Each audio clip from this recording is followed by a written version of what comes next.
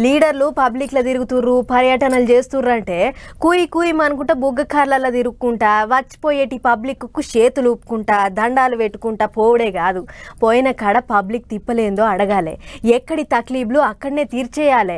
అట్లయితేనే పబ్లిక్ ఆదరిస్తారు. అగో గట్టనే పోయినామంటే పోయినాము, వచ్చినామంటే వచ్చినాం అన్నట్టు కాకుండా పబ్లిక్ తిప్పలు అరుచుకుంటుండు AP deputy CM Pavan Kalyan sir. చూడుర్రు మీరే. పవర్లకు వచ్చిన కాంచి కాళ్ళకు గిరికలు కట్టుకున్నట్టే తిరుగుతున్నాడు. సినిమాలల్లనే కాదు రాజకీయాలల్లో కూడా నా పవర్ ఏందో చూపెడతా అన్నట్టే పబ్లిక్ తిప్పలు అరుచుకుంటున్నాడు deputy CM Pavan Kalyan sir. Uppada సముద్రం ఒడ్డుకున్న ఊర్లలకు పోయిండు. సముద్రం తాకిడికి ఇండ్లు కూలిన పబ్లిక్ దగ్గరికి పోయి అలా తిప్పలంతా అరుచుకున్నాడు. ఇక అటెంక రెండో సీఎం అయినాక పిఠాపురంలో తోల్త కార్నర్ మీటింగ్ లో మాట్లాడుకుంటా పొట్టు ముచ్చట్లు చెప్పిండు పవన్ కళ్యాణ్ సారు. పవన్ కళ్యాణ్ అనే నేను భారత రాజ్యాంగానికి కట్టుబడి నన్ను అఖండ మెజారిటీ తోటి గెలిపించిన నా పిఠాపురం పుర ప్రముఖులకు, పెద్దలకు, ప్రజలకు, యువకులకు, ఆడపడుచులకు, తల్లులకు, యువతులకు, ప్రతి ఒక్కరికి, అన్ని కులస్తులందరికీ నేను హామీ ఇస్తున్నాను.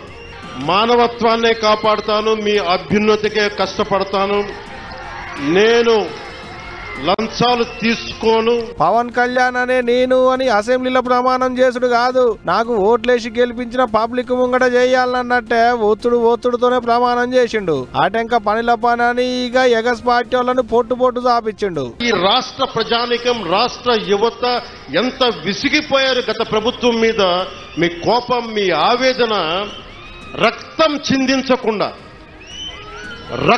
చిందించకుండా ప్రజాస్వామ్య విధానాల ద్వారా ఒక విప్లవాన్ని తీసుకొచ్చారు. ఒక అరాచక ప్రభుత్వాన్ని కింద కూలదోసి మీరు మట్టిలో కలిపేశారు. ఇగిట పవన్ కళ్యాణ్ సార్ మాట్లాడుతుంటే అక్కడికి వచ్చిన పబ్లిక్ సార్ అభిమానులు సీఎం అనుకుంటా సార్ని ఎదుర్కొన్నారు. అంతేకాదు ఇక ఇప్పటి సంది నేను పిఠాపురంలో ఉంటా, ఇల్లు కట్టుకుందానికి జాగా కూడా కొనుక్కున్నా అన్నట్టే మాట్లాడుకొచ్చిండు పవన్ కళ్యాణ్ సారు. వైసీపీ గత ప్రభుత్వ నాయకులు చెప్పారు, పవన్ కళ్యాణ్ ఆంధ్రాలో ఉండడు, హైదరాబాద్లో ఉంటాడు, పిఠాపురంకి వస్తే పిఠాపురం వాస్తవ్యుడు కాదు, ఇక్కడ ఉండడు. నేను ఈ రోజున పిఠాపురం వాస్తవ్యుడిగా, సంపూర్ణ వాస్తవ్యుడిగా మారాను. ఎలా ఇందాకే ఒక రిజిస్ట్రేషన్ పేపర్ సంతకం పెట్టాను. 3 ఎకరాలు కొని సంతకాలు పెట్టి వచ్చాను, రిజిస్ట్రేషన్ చేసి వచ్చాను. ఆ మాట చెప్పడానికి లేట్ అయింది రావడానికి.